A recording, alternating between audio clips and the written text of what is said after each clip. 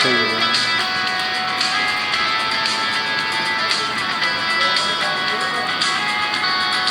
इससे आप सबको मसीह में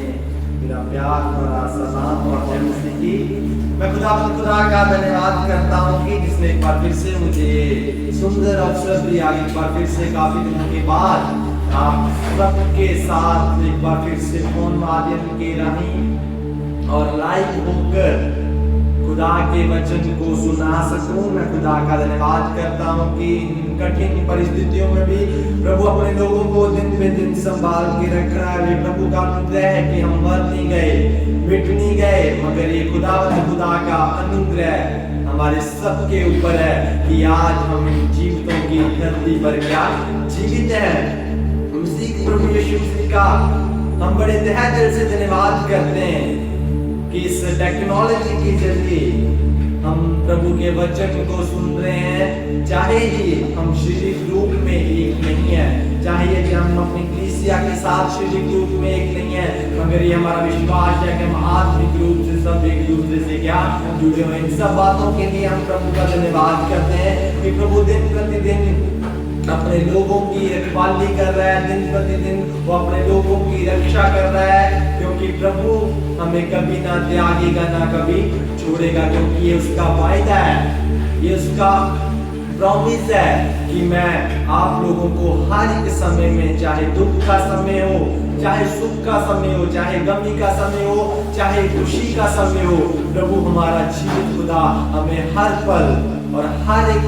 सिचुएशन में क्या हमें संभाल के क्या रखता है। सब बातों के लिए हम खुदा का धन्यवाद करते हैं कि प्रभु ने आज भी पूरा दिन हमें संभाल के रखा।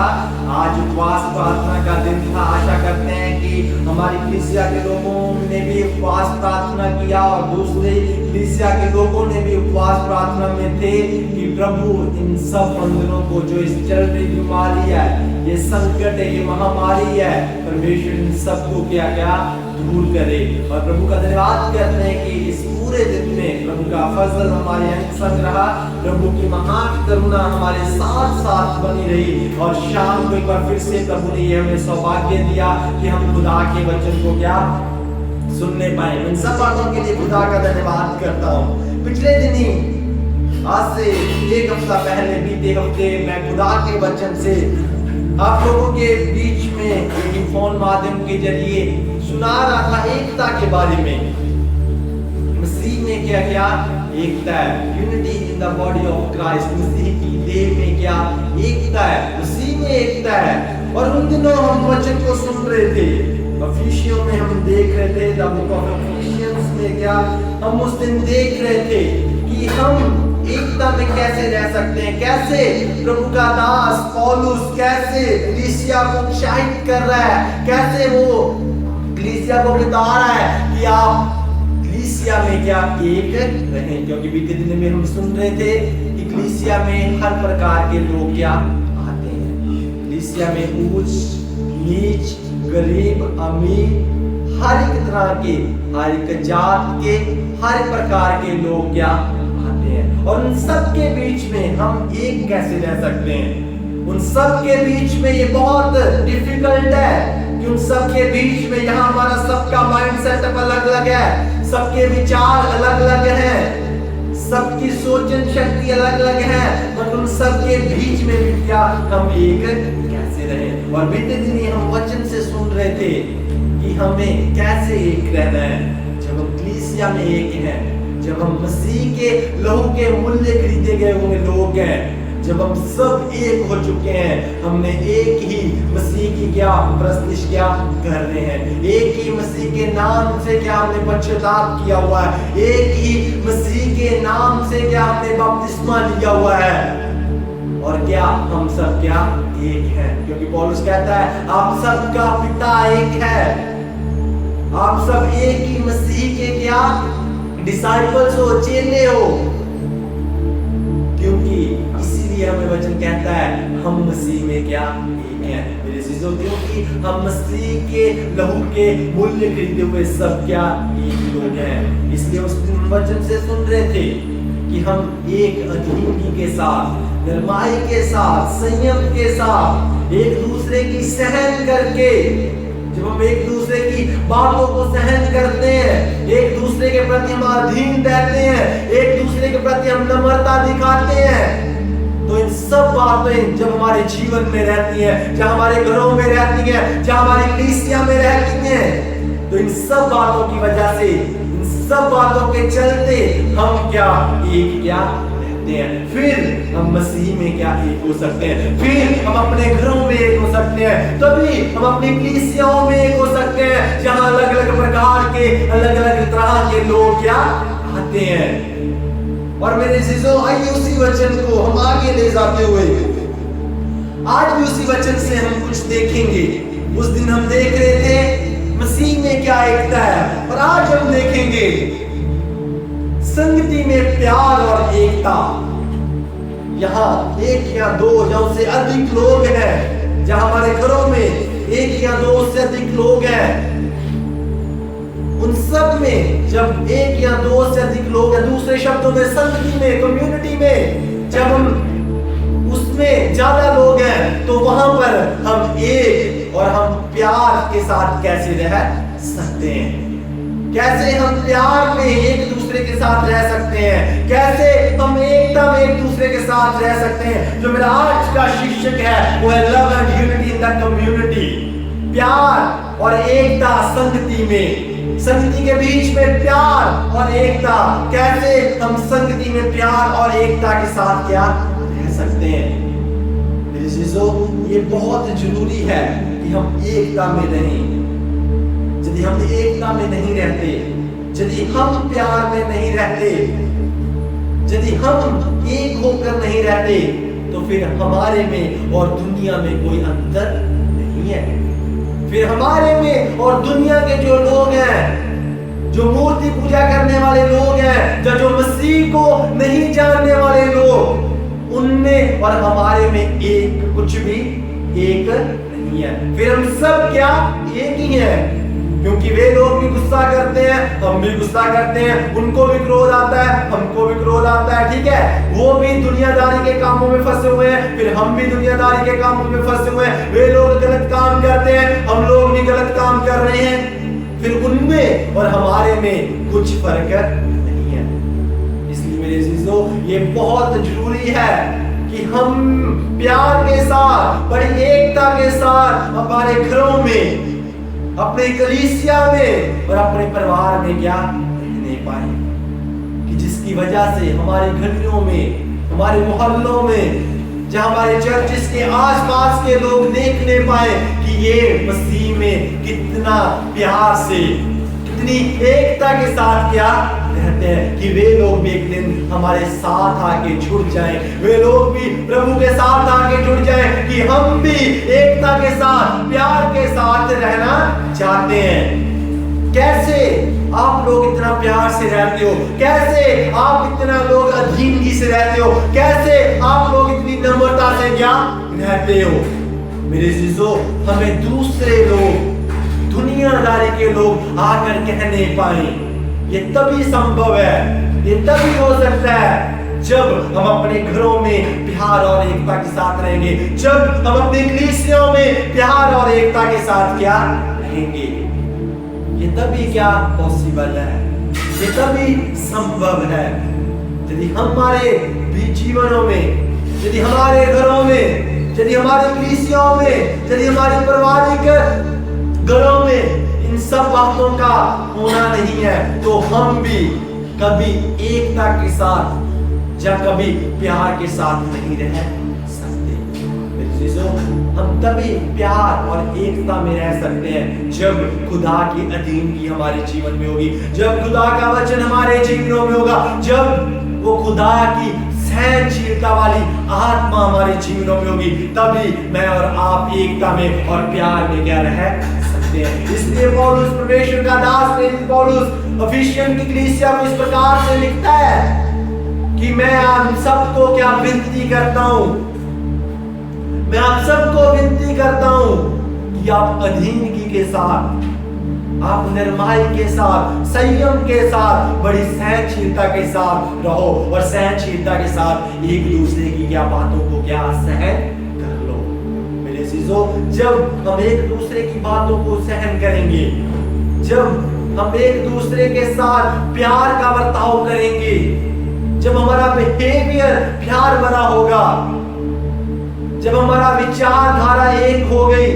जब हम परिवारों में एक रहेंगे, हमारा चाल चलन एक होगा, हमारी कलीसियाओं में हमारा चाल चलन एक होगा, तभी हम प्यार और एकता में क्या रह सकते हैं, तभी हम प्यार में रह सकते हैं। चाहे वो कलीसिया हो, चाहे वो हमारे घर हो, चाहे वो हमारा पूरा क्या परिवार, तभी हम मेरे चीजों एक क्या रह सकते हैं। मेरे चीजों, यदि हम प्यार और एकता में रहते हैं, तभी दूसरे लोग हमारी ओर देख के क्या बदलेंगे, तभी दूसरे लोगों का विश्वास हमारी ओर देख के क्या बढ़ेगा कि ये लोग कितना अपने घरों में सुखी हैं, ये कलीसिया कितनी सुखी है, ये कलीसिया कितने प्यार से रहती है, ये घर परिवार कितने प्यार से रहता है, ये कलीसिया कितनी एकता में रहती है। इन सब की क्या एक बात है मेरे चीजों, यदि ये बातें हमारे जीवनों में होगी, तभी लोग जानने पाएंगे सिर्फ इनका ही एक यीशु मसीह है, जिसने पूरे संसार की खातिर अपनी जान दी, जिसकी राहें मैं और आप क्या बचाए जाए, तभी वे लोग जानने पाएंगे आज ये लोग बचाए गए, क्यों ना मैं भी इनके मसीह पर विश्वास करूं, तो मेरे घर में भी सुख और चैन और प्यार और एकता क्या आ जाएगी। तभी मेरे अजीजों वो लोग भी खुदा पर विश्वास क्या करने पाएंगे। जो आज का हमारा टेक्स्ट है, जो आज का हमारा वर्सेस है, जो आज का हमारा आयत है जिसको हम पढ़ेंगे, आइए मेरे साथ निकालें रोमियो उसका 14 अध्याय उसकी 1 आयत को पढ़िए। ਜਿਹੜਾ ਕੋਈ ਨੇਚਾ ਵਿੱਚ ਕੱਚਾ ਹੈ ਉਹਨੂੰ ਆਪਣੀ संगत ਦੇ ਵਿੱਚ ਰਲਾਤਾ ਲਓ, पर ਭਰਮਾਂ ਦੇ ਵਿਖੇ फैसला नहीं। हाँ, इस जगह में पौलुस रसूल, परमेश्वर का दास प्रेरित पौलुस रोमिया की कलीसिया को इस प्रकार से लिख रहा है। जो आज का हमारा टॉपिक था वो था प्यार और एकता। प्यार और एकता के बारे में हम क्या देखेंगे। इसके बीच में आता है हम एक दूसरे के ऊपर दोष नहीं लगाना। प्यार और एकता में हम तभी रह सकते हैं, चाहे वो हमारे घर है, या चाहे वो हमारी कलीसिया है, चाहे जो हमारे पूरे रिलेटिव्स या पूरा क्या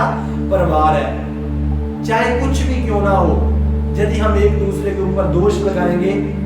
यदि हम एक दूसरे के ऊपर हमेशा दोष लगाते रहेंगे, ये ऐसा है, वो ऐसा है, ये हमारे काम का नहीं है, वो हमारे काम का नहीं है, वहां पर मेरे चीजों हम कभी भी एकता और प्यार को नहीं देखेंगे।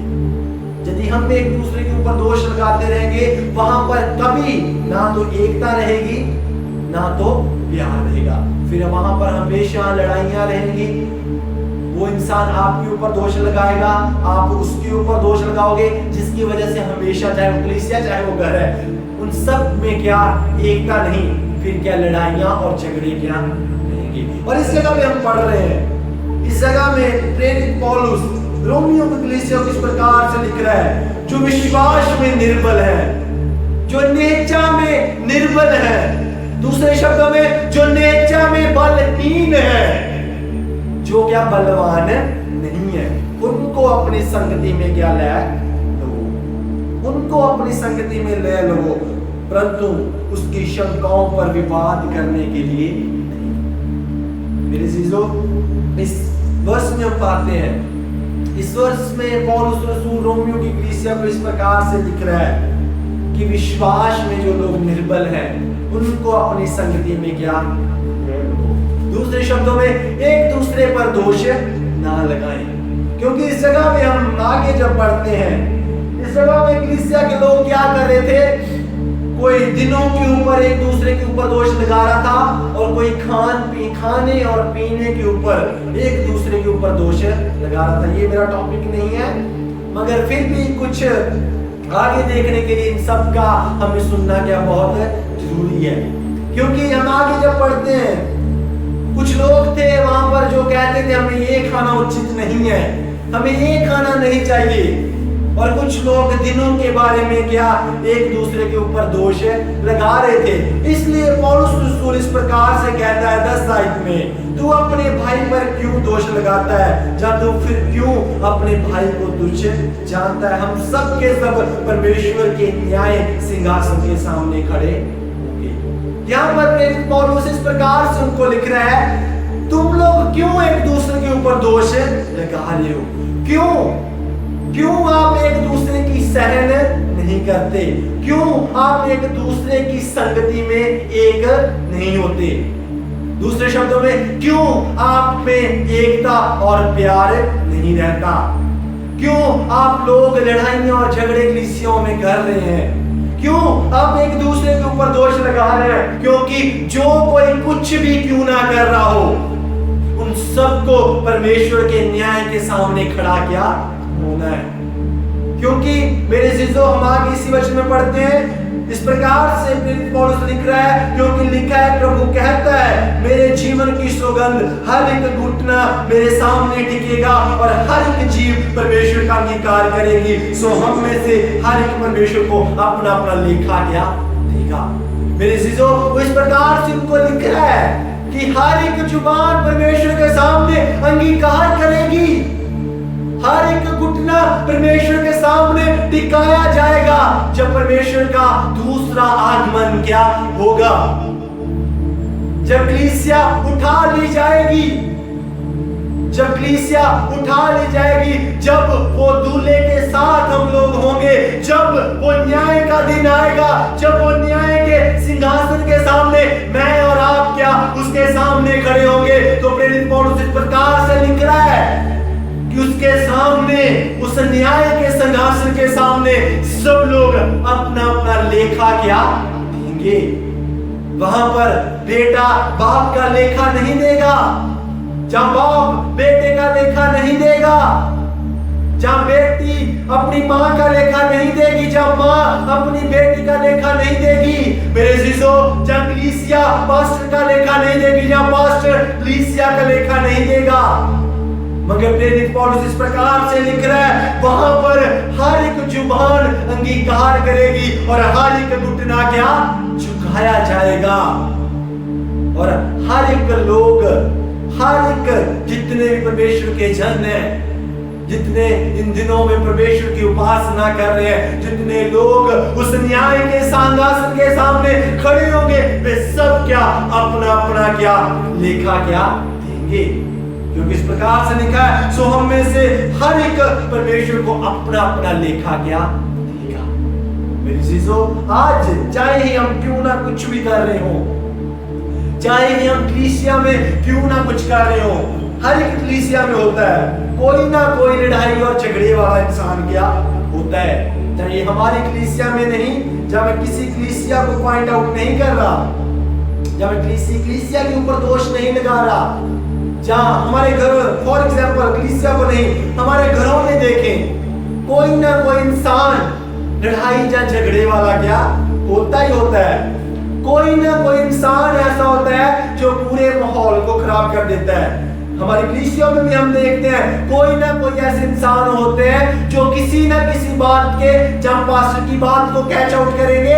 या पास्टर्स की बातों को देखते रहते हैं, पास्टर जी क्या गलत बोले जिसकी वजह से मैं इनको क्या पॉइंट आउट करूं, जिनकी वजह से कुछ ना कुछ ऐसा बोले जो कलीसिया के सामने जब मैं पास्टर जी को जाके ये बोलूं कि आपने ये गलत क्या बोला है। कुछ लोगों की ऐसी क्या आदतें होती हैं, कुछ लोग ऐसा करने में उनको क्या प्रसन्नता मिलती है, उनको आनंदिता मिलती है, उनको खुशी मिलती है कि क्यों ना हम कोई ना कोई कलीसिया में क्या गड़बड़ी करें, क्यों ना कोई हम किसी प्रकार से किसी जहां बिलीवर्स पर, जहां पास्टर पर कोई ना कोई दोष क्या लगाएं, जिसकी वजह से पूरी कलीसिया का, दूसरे शब्दों में हमारे घरों में आ जाए, जिसकी वजह से घरों का पूरा क्या माहौल खराब हो जाए। ऐसे लोग भी क्या कलीसियाओं में होते हैं मेरे अजीजों। मगर प्रेरित पौलुस क्या इस जगह में कह रहा है, परमेश्वर का दास कलीसिया को इस प्रकार से लिख रहा है, रोमियो की कलीसिया को इस प्रकार से लिख रहा है, एक दूसरे पर दोष ना लगाएं। मत्ती 7 अध्याय में इस प्रकार से हम देखते हैं, दोष न लगाएं। एक दूसरे के ऊपर दोष ना लगाएं। ऐसा ना हो कि वही दोष आपके ऊपर क्या लग जाए। ऐसा ना हो जो सजा आप किसी को दिलवाना चाह रहे हैं, दूसरे शब्दों में वही सजा का हुक्म आप पर हो जाए। मेरे अजीजों, आज यदि हम ऐसा कर रहे हैं, आज जहां हमारे घरों में हम ऐसे हैं, आज जहां हम अपनी कलीसियाओं में ऐसे हैं, तो वचन यही कहता है, तू अपने भाई पर, यहाँ पर भाइयों के प्रति नहीं लिखा गया कि वचन सिर्फ भाइयों को ही कह रहा है। मेरे अजीजों, वचन सबको को क्या कह रहा है, चाहे वो लड़का हो, चाहे लड़की हो, चाहे वो भाई हो, चाहे वो बहन हो। परमेश्वर हम सबको कह रहा है, वचन हम सबको कह रहा है, तू अपने भाई पर दोष क्यों लगाता है? क्यों तू उनको दुष्ट क्या जानता है? क्यों तू उनको दुष्ट जान रहा है? मेरे अजीजों, आज ये हमें भी देखने की क्या जरूरत है। यदि आज हम ऐसा कर रहे हैं, यदि आज हम कलीसियाओं में, जहां घरों में किसी के ऊपर दोष लगा रहे हैं, किसी को देख के हम ऊंचा बनना चाह रहे हैं, क्योंकि बहुत लोगों की ऐसी आदत होती है, हम भी देखते हैं, घरों में जाते हैं, कलीसिया है, बहुत लोगों की ऐसी आदत होती है किसी को पीछे करके खुद क्या आगे जाना। मान लीजिए फॉर एग्जाम्पल, स्कूल्स के दिनों में हमारे ऐसा क्या होता था, जब हम अपनी विद्या को ले रहे थे, उन दिनों में हम क्या पाते थे, देख रहे थे, कई ऐसे लोग होते थे, जहां कई ऐसे प्रकार के स्टूडेंट्स होते थे जो अपने नंबर्स बनाने के लिए, जहां अपने आप को ऊंचा करने के लिए, फॉर एग्जाम्पल मान लीजिए, मैं ऐसा नहीं कर रहा, ऐसा होता था, कुछ स्टूडेंट्स ऐसे होते थे, वो अपने नंबर बनाने के लिए टीचर के पास जाते थे और दूसरों की क्या शिकायत क्या करते थे कि वे स्टूडेंट टीचर की निगाह में गिर जाए और मैं उस टीचर की निगाह में ऊंचा क्या हो जाऊं। जब जहां एग्जाम्स के दिन आए, जहां रिजल्ट आए, वे टीचर उसके मार्क्स काट के मुझे क्या मार्क्स ज्यादा थे कि मैं उस टीचर की निगाह में क्या ऊंचा हो जाऊं, कि वो टीचर कहे इसने मुझे अपनी क्लास के बारे में या स्कूल्स के बारे में, जितने भी जो गलत काम स्टूडेंट्स करें उनके बारे में ये क्या बताता है। मेरे चीजों,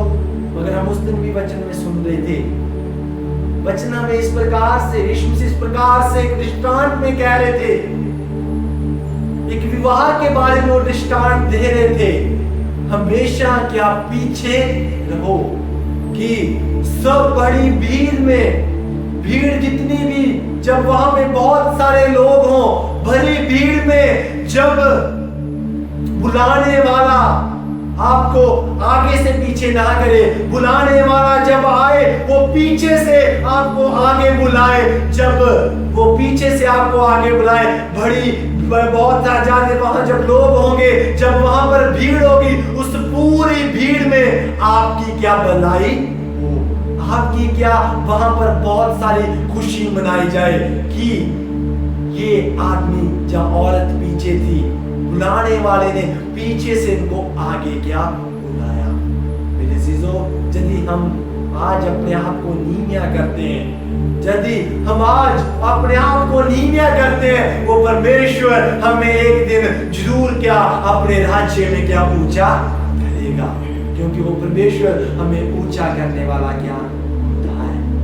वो परमेश्वर हमें हमेशा नीचे नहीं रहने देता। वचन में लिखा हुआ है, वो खाक से उठाकर हमें पतवंतों में क्या बैठाता है। वो हमें हमेशा हमारे हालातों में नहीं रहने देता, जहां गरीबी में नहीं रहने देता। वो परमेश्वर हमें एक दिन जरूर क्या ऊंचा करेगा, मगर हमें क्या करने की जरूरत है, हमें परमेश्वर के वचनों में बने रहने की क्या जरूरत है। एक दूसरे के ऊपर पहला दोष लगाना क्या नहीं है, एक दूसरे को नीमिया नहीं करना, एक दूसरे के ऊपर दोष नहीं लगाना, ये नहीं सोचना कि मैं इसको पीछे करके अपने आप को क्या मैं आगे करूं। यहां पर परमेश्वर ने रखा है, वहीं पर रहिए। परमेश्वर वहीं से अपने लोगों को उठाना क्या चाहता है। परमेश्वर अपने लोगों को नीचे से भी ऊंचा करना क्या जानता है। इसलिए वचन कहता है वो हमें खाक से उठाकर पतवंतों के बीच में गया बैठवाता है। मेरे अजीजों, आज हमें परमेश्वर का वचन यही कहता है, यदि आज हम खाक में हैं, यदि आज हम गरीबी में हैं, यदि हम परमेश्वर के वचनों में बने रहेंगे, वो परमेश्वर हमें जरूर क्या उठाएगा, क्योंकि हर एक को क्या अपना अपना लेखा क्या हमें देना है। हम सबको अपना अपना लेखा क्या देना है। उस न्याय के सिंहासन के सामने हम सबको परमेश्वर के सामने अपने अपना लेखा क्या देना है। वचन इस प्रकार से आगे कहता है, सो आगे को हम एक दूसरे पर दोष ना लगाएं, पर तुम यही ठान लो कि कोई अपने भाई के सामने ठेस या ठोकर का खाने का कारण ना रखे। आगे को यदि हम ये बातें अपने जीवनों में कर रहे हैं, यदि ये चीजें हम कर रहे हैं, वचन कहता है आगे को आप एक दूसरे के ऊपर दोष ना लगाएं। मेरे चीजों, यदि इन सब बातों को त्याग कर, यदि इन सब बुरी चीजों को त्याग कर हम अपने प्यार में, घरों में, कलीसियों में प्यार में बढ़ते जाएंगे, तो मेरे चीजों तभी हम उन कलीसियों में देखते हैं, तभी हम अपने उन घरों में देखेंगे, फिर ही हम एकता में और प्यार में क्या बढ़ते जाएंगे, वापस हम आ जाएंगे एक पद पर। इस प्रकार से वो पौलुस रसूल कह रहा था कि जो विश्वास में निर्बल है, क्योंकि सबको क्या अपना अपना लेखा क्या देना है। और जब हम सबको अपना अपना लेखा देना है, तो हम सबको ये हक है, हम सबको ये परमेश्वर ने अधिकार दिया हुआ है कि हम सब वचन को जहां जहां भी लोग निर्बल है, जहां जहां भी आप देखें लोग बलहीन है, जहां जहां भी लोग कमी में है, चिंता में है, जहां जहां भी लोग निर्बल हो चुके हैं, वहां परमेश्वर के वचन को सुना के उनको क्या बलवान करें। वचन कहता है जो विश्वास में निर्बल है उन्हें अपनी संगति में क्या ले लो। मेरे अजीजों, आज हमें देखना है, यदि हमारी कलीसियाओं में, यदि हमारे घरों में, यदि हमारे आसपास जो मसीह पर विश्वास नहीं करते, जहां जो मसीह में विश्वास नहीं करते, वो शैतान के कामों में फंसे हुए हैं, जिसकी वजह से वो आज निर्बल हो चुके हैं, जिसकी वजह से वो आज आशाहीन हो चुके हैं, जिसकी वजह से आज उनको कोई आशा नहीं है, उनको कोई होप नहीं है, वो होपलेस हो चुके हैं।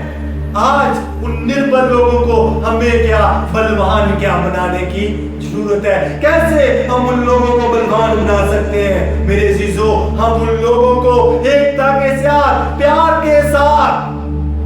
जब हम में एकता प्यार होगी, फिर वही एकता और प्यार का वचन हम उन लोगों को जाके सुनाएंगे कि हमारा यीशु मसीह प्यार का दरिया है, हमारा यीशु मसीह एक सच्ची एकता है। यदि आप उस मसीह पर, उस यीशु पर, मसीह पर विश्वास करेंगे, यदि आप अपने जीवनों में, अपने घरों में उस एकता को उतार लेंगे, यदि उस प्यार को अपने घरों में आने का आप निवेदन देंगे, तो वो प्यार आपके घरों में क्या आ जाएगा। दूसरे शब्दों में वो मसीह का उदार आपके घरों में आ जाएगा, जिसके कारण आप यदि निर्बल हो तो आप बलवान क्या बन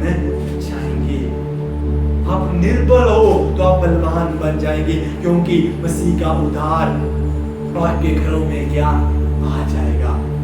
मेरे अजीजों, वचन इस प्रकार से लिखा है, मसीह ने हर एक की खातिर क्या जान दी। वहां पर इस प्रकार से नहीं लिखा वो सिर्फ ईसाई धर्म के लिए आया, जहां उसने ईसाइयों को बचाने के लिए अपनी जान दी, जहां उसने विश्वासियों को बचाने के लिए क्या जान दी। मगर वचन में इस प्रकार से लिखा हुआ है, उसने जगत से, उसने मसीही कौम से नहीं, वचन में लिखा है उसने जगत से ऐसा प्यार किया कि उसने अपना इकलौता पुत्र क्या हमारे लिए दे दिया। हर एक जो उस पर विश्वास करे, हर एक, वचन में लिखा हुआ है हर कोई का मतलब हर एक कौम के लोग, हर एक जात के लोग, हर एक मजहब के लोग, ऊंचे लोग, हर एक तरह के लोग यदि उस खुदा के ऊपर विश्वास करेंगे तो वो अनंत काल के जीवन को क्या पा लेंगे, क्योंकि इस मसीह ने हर एक को पाप के जाल से छुड़ाने के लिए अपनी जान क्या दी कि हम पाप में फंसे ना रहें। क्योंकि वचन में इस प्रकार से लिखा हुआ है, वो मसीह इसलिए नहीं आया कि जगत उसके राही दोषी ठहराया जाए, वो मसीह इसलिए आया कि हम और मैं और हमारी कलीसिया और हमारे परिवार और ये सब संसार उसके राही क्या बचाया जाए। मेरे अजीजों, हम उसी मसीह के राही क्या बचाए जा सकते हैं, उसी मसीह के राही हम बलवान हो सकते हैं। मेरे अजीजों, यदि आज हमें देखने की जरूरत है, यदि हमारी कलीसियाओं में, यदि हमारे आसपास, जहाँ यदि हमारे घरों में कोई विश्वास में निर्बल है, जहाँ कोई विश्वास में गिर गया है, तो आज हमें उसे अपनी संगति में क्या लेना है। यदि हम लोग विश्वास में मजबूत होंगे, यदि हमारी कलीसिया विश्वास में मजबूत होगी, तभी हम उन सबको को क्या, निर्बल लोगों को क्या, हम अपनी संगति में क्या ले सकते हैं। यदि हम लोग ही निर्बल हैं, कैसे हम ये आशा करते हैं हम निर्बल को अपनी संगति में क्या ले सकते हैं, क्योंकि उदाहरण है, अंधा अंधे को रास्ता दिखा नहीं सकता। दूसरे शब्दों में, निर्बल लोग यदि निर्बलों के पास जाएंगे तो वे और भी निर्बल होते जाएंगे। यदि निर्बल बलवान के पास जाएगा, वो बलवान निर्बल को भी बलवान क्या कर देगा। इसलिए वह इस प्रकार से कहता है, जो विश्वास में निर्बल है। मेरे अजीजों, आज हमें ये देखना है, जो विश्वास में निर्बल हो चुके हैं, जिनको कोई आशा नहीं है, जो आशाहीन हो चुके हैं, जो बीमारियों में फंस चुके हैं, जिनको कोई आशा नहीं है कि हम इस बीमारियों से उबर सकते हैं, जिनको इस प्रकार की कोई आशा नहीं है कि ये बीमारियां आज हमारे शरीरों से क्या कट सकती हैं, उनको हमें खुदा का वचन सुनाना है। वो वचन जो बीमार को भी उठा के क्या खड़ा कर देता है, वो सच्चा जीवित वचन सुनाना है। ए भाई, ए बहन, यदि तू आज निर्बल है, तू हमारी संगति में आ जा, क्योंकि हम मसीह की संगति को करते हैं। हमारा मसीह बलवान है, वो आशाहीन को आशा देने वाला क्या खुदा है। यदि आज तू हमारी संगति के साथ जुड़ सकती है, तू अपनी सारी निर्बलताओं को उतार के, वो मसीह जिसने तेरे लिए भी अपनी जान दी, जिसने कलवरी क्रूस पर तेरे बीमारियों के लिए भी, हर एक जो तुझे रोग लगा है, हर एक रोग जिससे तू जूझ रही है, उस मसीह ने अपनी जान इसलिए दी कि तू वो रोग से क्या शिफा पाने पाए, तू उस बीमारी से शिफा पाने पाए। क्यों ना तू आज हमारी संगति में आ जा, तू आज हमारे मसीह के साथ जुड़ जा, ताकि तू भी क्या आजाद हो सके, ताकि तू भी बलवान हो सके। मेरे अजीजों, आज हमें देखना है, यदि हमारी कलीसियाओं में कोई निर्बल है, यदि हमारे घरों में कोई निर्बल है, आज हमें उन्हें अपनी संगति में लेना है, उनके लिए प्रार्थना करना है, उन्हें खुदा का वचन सुनाना है। हमें नरसिंगा खुदा के वचन का क्या फूंक देना है। यदि हम नहीं, जो मसीह के लोग हैं, जो वचन को सुनाते हैं, मगर वो वचन को जानते भी हैं, फिर भी वो खुदा के वचनों का नरसिंगा नहीं फूंक रहे, तो ये जो लेखा होगा वो मुझसे और जो सुनाने वाले हैं उनसे क्या लिया जाएगा। मेरे अजीजों, आज जितने लोग भी बलवान हैं, दूसरे शब्दों में जितने लोग मसीह में उधार पाए गए लोग हैं, जितने लोग अच्छी रीति से संगति में चल रहे हैं, जितने लोग परमेश्वर के वचन को सुना सकते हैं, जो उसके कामों को जिन्होंने अपने जीवनों में अनुभव किया हुआ है, जिन लोगों ने अपने व्यक्तिगत जीवन में अनुभव खुदा के कामों को किया हुआ है, वो लोग आज उन निर्बलों के पास जाए, हे भाई, हे बहन, मैंने उस खुदा उद्धार की शक्ति का, मैंने उस मसीह के उद्धार का अपने व्यक्तिगत जीवन में अनुभव किया हुआ है। क्या तू अपने जीवन में उसका अनुभव करना चाहती है, जहां चाहता है? क्यों ना मेरे चीजों, यदि हम इस बात का फैसला करें कि प्रभु हमें ऐसा बलवान कर कि हम निर्बलों को तेरे वचन से क्या बलवान करने पाए, जो उद्धार को राह को देख रहे हैं, जो उद्धार की राह को देख रहे हैं, दूसरे शब्दों में जो मुक्ति की राह को देख रहे हैं। क्यों ना प्रभु आज वो लोगों के बीच में मुझे भेज कि वो जो लोग मुक्ति की राह को, जो दूसरे शब्दों में उद्धार की राह को देख रहे हैं, मैं उनको तेरा वचन सुनाऊं कि वे लोग जो मुक्ति की राह को देख रहे हैं, वो लोग मुक्ति और उद्धार को क्या पा लें। वो लोग खुदा तेरे वचन को जान के उद्धार को क्या पा लें। मेरे अजीजों, आज हमें ऐसे लोगों को अपनी संगति में क्या लेना है, क्योंकि परमेश्वर का दास प्रेरित पौलुस रोमियो की कलीसिया को इस प्रकार से लिख रहा है कि सबको अपना अपना लेखा क्या देना है, किसी के ऊपर दोष ना लगाएं, मगर जो निर्बल हैं उनको अपनी संगति में लेकर उनको भी बलवान क्या कर दें। तभी मेरे अजीजों, यदि हम खुदा का वचन सबको सुनाएंगे, तभी हम खुदा की आशीषों को क्या पाएंगे, तभी हम अपने घरों में खुदा की आशीषों को क्या महसूस करेंगे, तभी हम अपने व्यक्तिगत जीवन में उसकी आशीषों को क्या अनुभव क्या करेंगे। यदि हम खुदा के वचन को जानते हुए भी उसके सैल्वेशन को, उसके उद्धार को अपने व्यक्तिगत जीवन में अनुभव किया हुआ है, फिर भी हम उस अनुभव को दूसरों के साथ नहीं बांटते, तो वह अनुभव हमारे लिए फिर कुछ नहीं है। फिर क्या फायदा ऐसे अनुभव का कि यदि वो अनुभव हम दूसरों को करना सुनाए, यदि वो वचन हमारे जीवनों में है, फिर वो वचन हम दूसरों के तक ना पहुंचाए, क्या फायदा फिर ऐसे वचन को हमारे हृदय में जमा करने का। मेरे चीजों, तो ही फायदा है जब ये वचन, जब वो अनुभव की शक्ति हमें है, तो वो वचन और अनुभव की शक्ति हम दूसरों को सुनाए कि वो लोग भी उस अनुभव की शक्ति को जान के अपने घरों में बहुतायत का जीवन, सुगो चोखा जीवन, दूसरे शब्दों में आशीषों वाला जीवन क्या पा ले, ताकि वो लोग भी बीमारियों से रहित हो सके, वो लोग भी बलवान बन जाए, वो लोग भी एक आशा वाले लोग बन जाए, ना कि वे लोग आशाहीन ही मर जाए। क्योंकि वचन में लिखा हुआ है यीशु मसीह किसी भी पापी या गुनहगार की मौत पर खुश नहीं होता। वो चाहता है कि हर एक जुबान अंगीकार करे कि हर एक लोग क्या बचाए जाए। दूसरे शब्दों में हर एक लोग मेरे वचन को के उद्धार को क्या जानने पाए, मेरे वचन को जानने पाए, मेरे उद्धार को क्या अपने जीवनों में अनुभव करने पाए, ताकि यदि वे लोग निर्बल हैं वो भी बलवान बन जाएं, ताकि वो लोग भी परमेश्वर के हुजूर से क्या आशीषों को पाने पाए। आइए हम अपने आंखों को बंद करेंगे, आइए हम अपने आंखों को बंद करें थोड़ी देर। जो हमने खुदा के वचन से सुना कि परमेश्वर का वचन हमें सिखाता है कि किस प्रकार से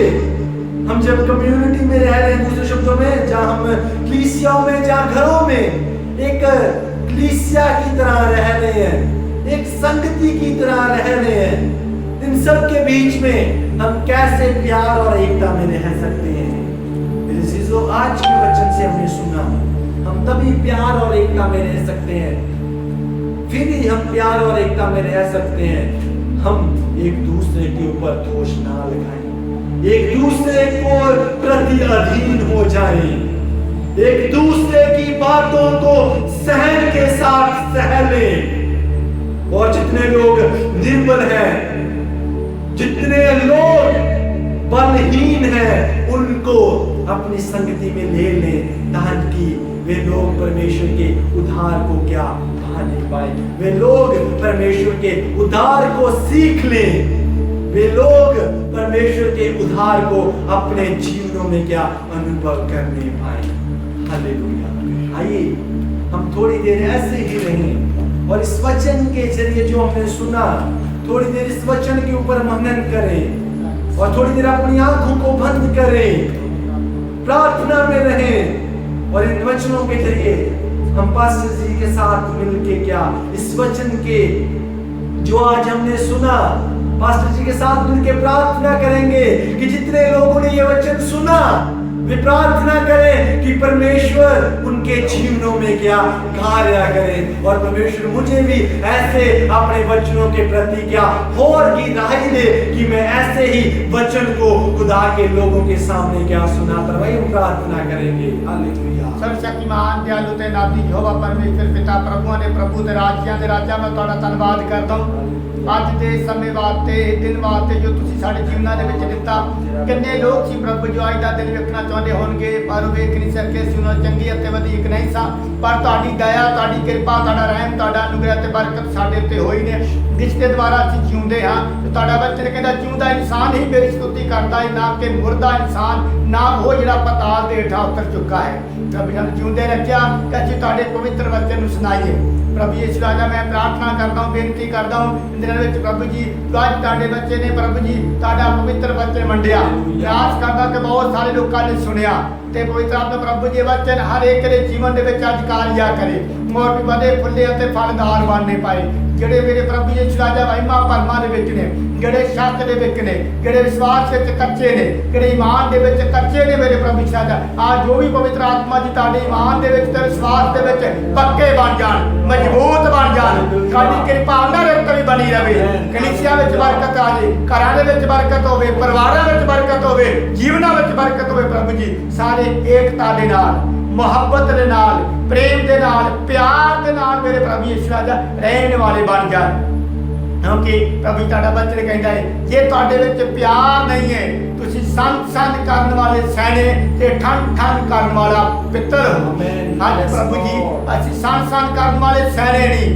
ਅਤੇ ਪਿੱਤਲ ਨਹੀਂ, ਬਲਕਿ ਪ੍ਰਭੂ ਜੀ ਇੱਕ ਤੁਹਾਡੇ ਜਿਉਂਦੀ ਜਾਗਦੀ ਮਿਸਾਲ ਬਣ ਸਕੀਏ।